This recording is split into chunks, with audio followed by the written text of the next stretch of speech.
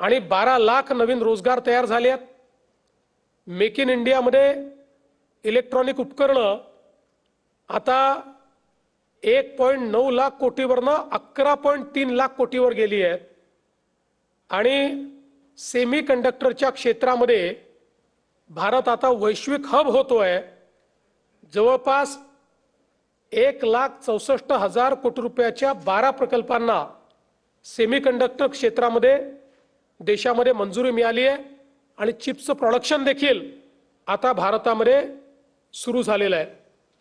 2014 साली मोबाईल जे आपण वापरतो 90% मोबाईल हे आयात आपण करायचो, आपल्याकडे त्याचं प्रोडक्शन नव्हतं। आता 300हून अधिक कंपन्या भारतामध्ये मोबाईल तयार करतात आणि मोबाईलची निर्यात 163 पटीने आपण वाढवलेली आहे।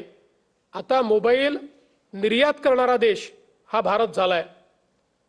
संरक्षण उत्पादनामध्ये आपण विशेषतः जो दारुगोळा आहे आणि बाकी बेसिक गोष्टी आहेत यात 94% इम्पोर्ट करायचो, देशात 6% निर्माण करायचो। आजची परिस्थिती अशी आहे की आपण स्वयंपूर्ण तर झालोच आहोत, पण आपण निर्यात करतो आहोत आणि ही निर्यात 38,400 कोटीपर्यंत आज देशाची गेलेली आहे।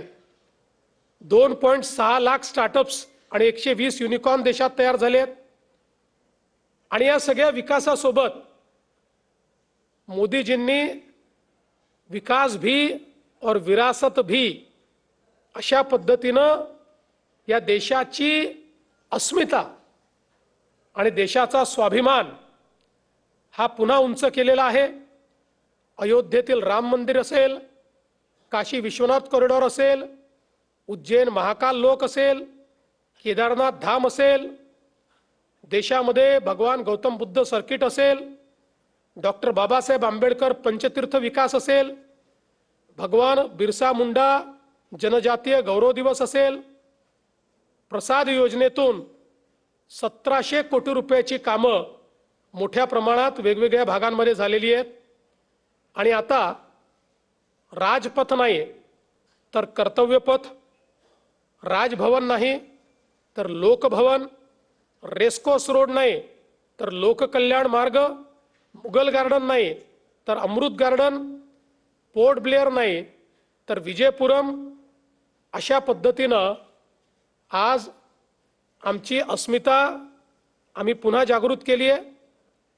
योग दिवस हा जागतिक पातळीवर गेलेला आहे आणि सगळ्यात महत्त्वाचं काश्मीरमध्ये झालेली ऐतिहासिक चूक ही सुधारून 370 आणि 35A हे रद्द करून काश्मीरचं 100% भारतामध्ये इंटिग्रेशन विलीनीकरण करण्याचं काम हे मोदीजींच्या सरकारने केलं आहे। आपल्याला माहिती आहे की महाराष्ट्राला देखील मोदीजींनी खूप मोठ्या प्रमाणात मदत केली आहे।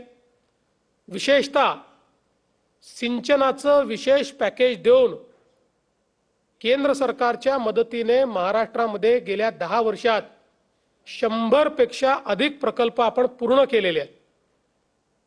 आज छत्रपती शिवरायांचे 11 किल्ले युनेस्कोच्या वर्ल्ड हेरिटेज यादीत गेले आहेत।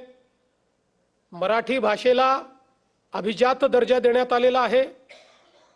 भारतरत्न डॉक्टर बाबासाहेब आंबेडकर यांचं स्मारक लंडनमध्ये असेल किंवा युनेस्कोत त्यांच्या पुतळ्याचं अनावरण असेल, इंदू मिल इथलं स्मारक असेल, नवी मुंबईचं आंतरराष्ट्रीय विमानतळ असेल, मेट्रो 3 सहित वेगवेगळ्या शहरांमधल्या मेट्रो असतील, Atal Setu, coastal road, Mumbai Pune connecting link, आणि सगळ्यात महत्त्वाचं पुढचे 30 वर्ष महाराष्ट्र देशात नंबर 1 राहील